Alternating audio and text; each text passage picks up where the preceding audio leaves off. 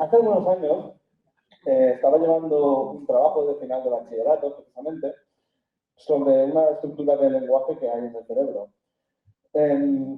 Durante el trabajo había como una tarea adicional de hacernos una pequeña entrevista a los miembros del equipo y, bueno, haciendo un poquito mención a Dolores, ¿no? Que la pregunta que nos hizo fue, ¿cuál es esa idea que hay cuando estás trabajando en tus proyectos sobre neurociencia que hace que te vuele la cabeza?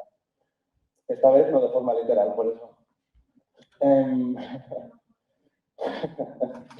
Sin embargo, bueno, antes de deciros qué es lo que respondí, voy a hablaros de los fenómenos emergentes. Y me vais a tener que permitir este pequeño clickbait, porque creo que es necesario explicar un poquito de qué se trata cuando hablamos de fenómenos emergentes, ¿vale? Porque la respuesta está muy relacionada. Un fenómeno emergente, para empezar, podríamos decir que es, a partes iguales, una pesadilla y un sueño para los físicos, ¿vale? A los físicos nos encanta pensar que si nosotros podemos describir un sistema a nivel fundamental, podremos llegar a escribir la física que explica todo aquello que surge del comportamiento de las partículas elementales. Y sin embargo, la naturaleza le gusta ponernos en nuestro sitio y hacer que pasen cosas nuevas, ¿vale? Un fenómeno emergente se da cuando se reúnen suficientes elementos para que emerja un comportamiento que no sabemos explicar de los elementos individuales. Pero vamos a poner algunos ejemplos para saber exactamente a qué me estoy refiriendo. Aquí vemos, por ejemplo, esta boleta que está girando alrededor del círculo. Y ya ves que si quisiéramos hacer un estudio del movimiento que tiene esto sería trivial. Sin embargo, si juntamos muchas de ellas, podemos ver que emerge, o entre comillas, porque este sistema es relativamente sencillo, un comportamiento de tipo ondulatorio, ¿vale? Y aquí muchos me podéis decir, esto es un efecto óptico. No, esto creo que no existe. Sin embargo, coincidiréis conmigo que además de, a pesar de que este sistema es bastante sencillo, podríamos hacer una pequeña descripción ondulatoria y realmente hay una onda que se está propagando en este sistema. Algo parecido pasa en la naturaleza, ¿vale? No es algo que se limite a los fenómenos abstractos y para ello voy a empezar hablando del agua, ¿vale? Como ya sabéis, el agua está formada por un átomo de oxígeno y dos de hidrógeno. Y si quisiéramos estudiar el comportamiento de una molécula de agua, nos bastaría con imaginarnos que es una bola que se mueve por el espacio.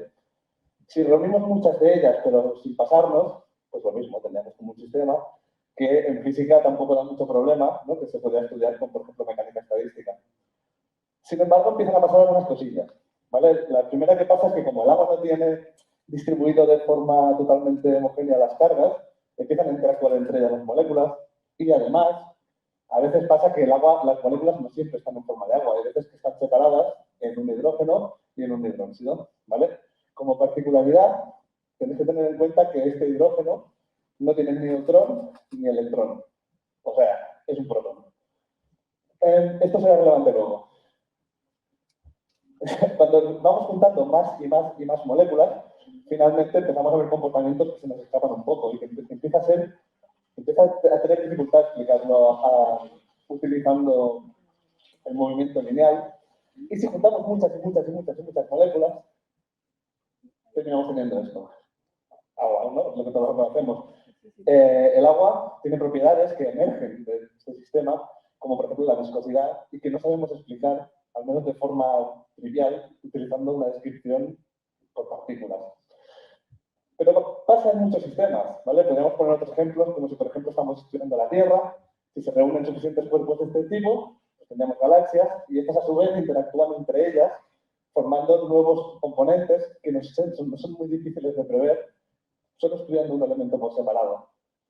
En el reino animal, más de lo mismo, ¿vale? Podríamos estudiar las aves, por ejemplo, de forma individual.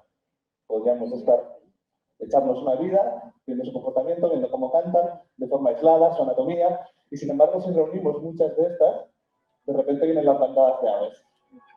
Y explicar este comportamiento resulta muy difícil. Y hasta ahora no tenemos una explicación que permita explicar las bandadas de aves ave a ave. No sabemos por qué ocurre. Vale. Si nos vamos ya a algo más sofisticado, podríamos ver aquí, por ejemplo, esto es una transcripción de ARN. Aquí pasa algo parecido. Aquí tenemos un montón de proteínas que tienen una sola función. En cada una de ellas encaja en una región y van tirando. Van tirando, no saben que están en una célula, no saben dónde están, tienen una sola función. Y la van haciendo. Y cuando se van reuniendo empiezan a tener comportamientos que son increíbles. Es una maquinaria que funciona a la perfección, que es a prueba de fallos y que nos permite estar vivos. ¿Qué ocurre cuando juntamos muchas de estas? Pues tenemos células. Y las células se pueden considerar un fenómeno emergente de toda esta maquinaria celular. Y por último, si reunimos muchas y muchas y muchas células, ¿qué tenemos? Pues, por ejemplo, un grupo de investigación en neurociencia que intenta sobrevivir al COVID sin volverse loco. Y además, podríamos preguntarnos qué pasa si juntamos muchas y muchas personas. Podemos tener estructuras que emergen de los humanos, como las ciudades, el lenguaje, Internet, ¿vale? Y todo este surtido de fenómenos que no sabemos explicar con un solo elemento. O como explicarlo estudiando las partes de forma individual. Vale, con esto, vuelvo al principio. ¿Cuál fue esa idea que hace que me quita el sueño o hace que me vuele la cabeza de forma literal? Pues la respuesta aquí fue que la neurona tiene una única función.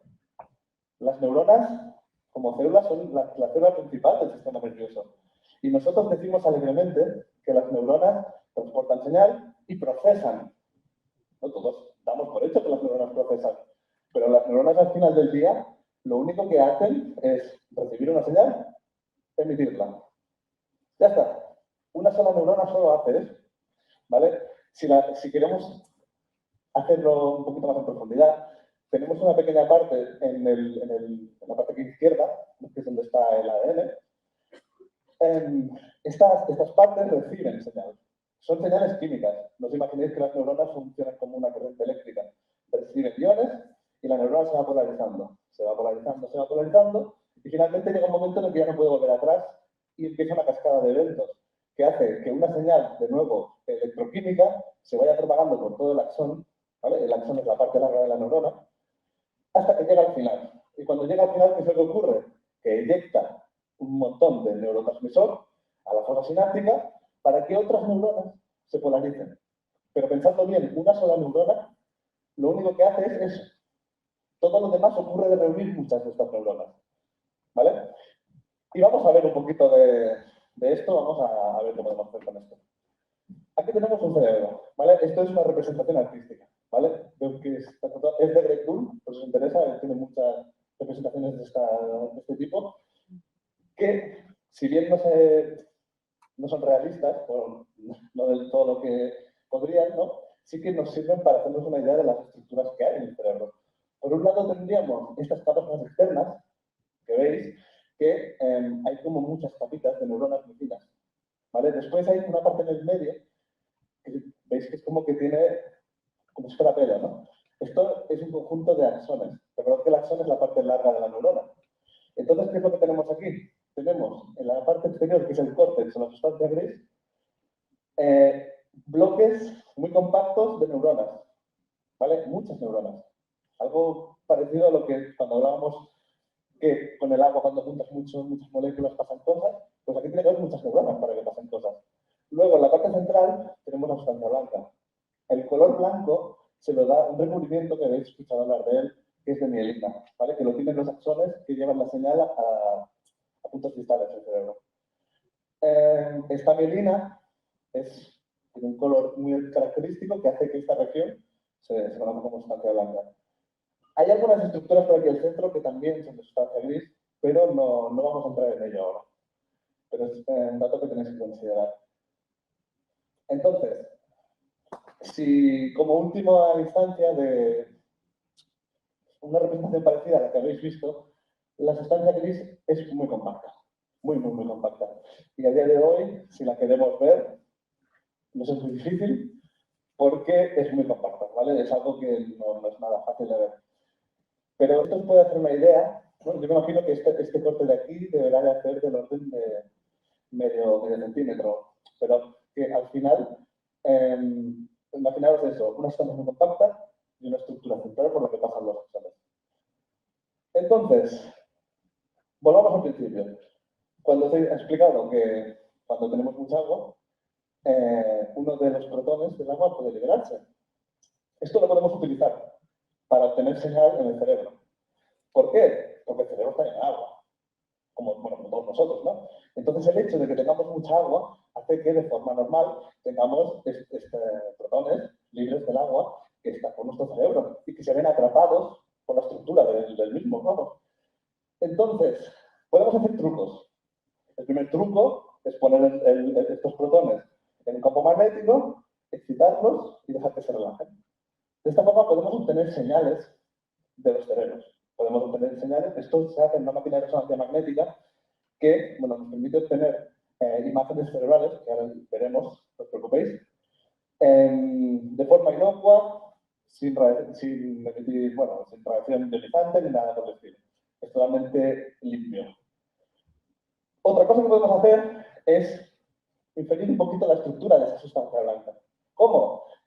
Imaginaos, el truco viene a ser este. Imaginaos que estáis viendo este guiño, ¿vale? Y que sois, por alguna extraña razón, ciegos a las carreteras. Pero sabéis ver coches, sabéis ver edificios, pero carreteras no. Yo estoy seguro que os podríais hacer una idea, solo viendo cómo se mueven los coches, de qué forma tienen las carreteras. Eso parece trivial, ¿no? Pues algo parecido hacemos, pero con los protones. Están atrapados en esa estructura que os he enseñado antes de sustancia blanca y solo se pueden mover como si fueran estas carreteras, ¿vale? Y los podremos reconstruir. Entonces, en la máquina de resonancia, una cosa que podemos hacer es esto, y bueno, también he traído, para que veáis, esto que estáis viendo es una adquisición de mi cerebro, ¿vale? Para que todo lo que vamos a ir trasteando ahora está obtenido así, ¿vale? También podéis ver, por ejemplo, esto se puede imprimir, y, bueno, podéis ver la precisión que tiene, podéis ver todo el patrón de surcos y las estructuras, ¿vale?, que toman las neuronas de aquí, ¿vale? Esto no es nada arbitrario, ¿vale? Entonces, haciendo el truquito de la autopista, podemos reconstruir este tipo de cosas, ¿vale? Voy a hacer un segundo de spam, porque si os interesa esto, en las charlas de Conspiracy 2019 hablamos más de esto, y si vais al canal lo podéis ver. Pero volviendo a esto, podemos tener este tipo de estructuras, ¿vale?, que no dejan de ser, no son axones, ¿vale? Estamos viendo esas regiones en las que el agua circula, o los protones circulan, y que le permite la estructura del cerebro, ¿vale? Le permiten, la sustancia blanca le permite moverse por unas regiones y nosotros las podemos ver. Entonces, de aquí podemos filtrar y podemos obtener estructuras que nosotros, por ejemplo, conocemos, ¿vale?, a nivel anatómico, y muchas de ellas yo mismo las he visto en disección. Y creo que penséis por un segundo lo increíble que es que una tecnología que tiene aproximadamente 20 años nos permite obtener información sobre conocimiento que antes para verlo teníamos que hacer una disección, ¿vale? Ahora simplemente tienes que entrar a una reso y tienes esto. Podemos ver algunas estructuras más, ¿vale? Vamos a entrar un poquito más en detalle. Y aquí, por ejemplo, podéis ver, bueno, esto es la red de lenguaje, ¿vale? Fijaos la gran cantidad de cerebro que ocupa. A mí esto me sorprendió y es una pequeña simplificación, porque aquí nos están considerando, por ejemplo, la conexión de lenguaje motora y toda una serie de redes secundarias que tienen que ver con el lenguaje. Si al final viéramos en todo lo que está implicado en el lenguaje, quizá aquí tenemos casi todo el cerebro. Aquí lo que estáis viendo son las radiaciones ópticas. Esta me hace ilusión, porque cuando yo empecé eran muy difíciles de reconstruir y ahora no. Así que si en algún momento os dedicáis a esto, veréis que todo está progresando muy rápido. Pero bueno, al final lo que aquí tenemos es los ojos se conectan al cerebro, ¿vale? ¿Dónde? Se conectan en el tálamo, en los núcleos que hay, que son los núcleos vinculados, y de ahí pasan a la sustancia blanca. Y estos son los recorridos que hace la señal de la sustancia blanca hasta llegar al cogote, que es donde se hace la primera, el análisis primario de la señal. Vale.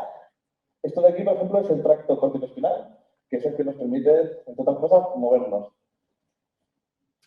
A ver, ¿qué más? Y este es un análogo a las radiaciones ópticas, aquí estáis viendo las radiaciones acústicas, ¿vale? Que es un poquito lo mismo. Las radiaciones acústicas, las neuronas llegan distribuidas en función del tono, y se van repartiendo por el córtex.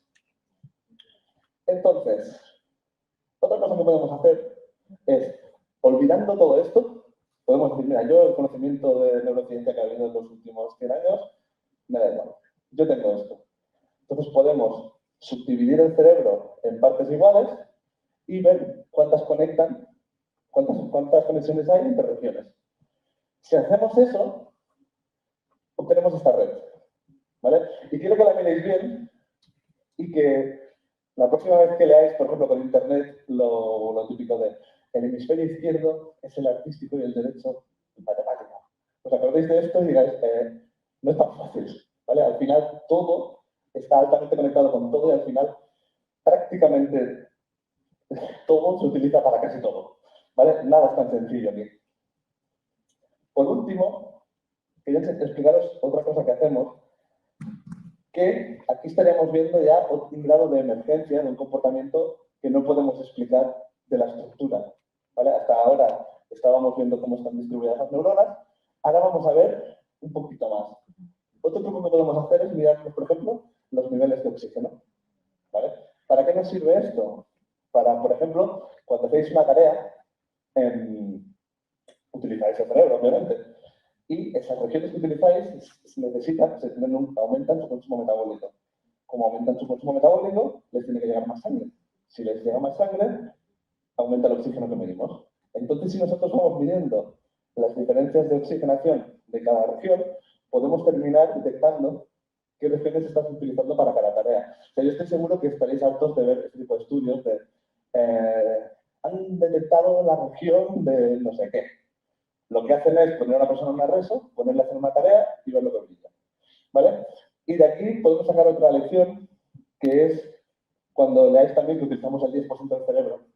Eso no tiene ningún sentido tampoco, porque aquí lo que veis es que se van activando las regiones por separado. ¿Vale? Y eso es como si os dijera que el coche no lo utilizáis al 100%, porque yo cuando miro, estás acelerando. Y dices, bueno, pero es que freno cuando hay que frenar, ¿no? No estoy con los dos apretados. Pues esto pasa igual. El cerebro va cambiando las redes y va utilizando la que necesita en cada momento. Y recordad esto, este comportamiento no lo sabemos explicar de la estructura. ¿Vale? Al menos no hay una explicación de consenso científico. ¿Vale? Pasa parecido con explicar de las moléculas de agua el mar. Por último, volvamos al principio otra vez. ¿Cuál es esa idea que me volvía loco, bueno, que me vuelve loco de la neurociencia? Es que todo esto lo hacen las neuronas, que solo reciben señal y emiten señal. Entonces, cuando reunimos suficientes de ellas, empiezan a emerger funciones como el habla, como el miedo. Seguramente vosotros seáis fruto de un proceso emergente producido por la estructura de vuestras neuronas. Así que si volvemos aquí y os preguntáis si este fenómeno emergente existe o no existe, a mí me gusta pensar que lo que estamos viendo es un fenómeno emergente debatiendo sobre la existencia de otro fenómeno emergente. Muchas gracias.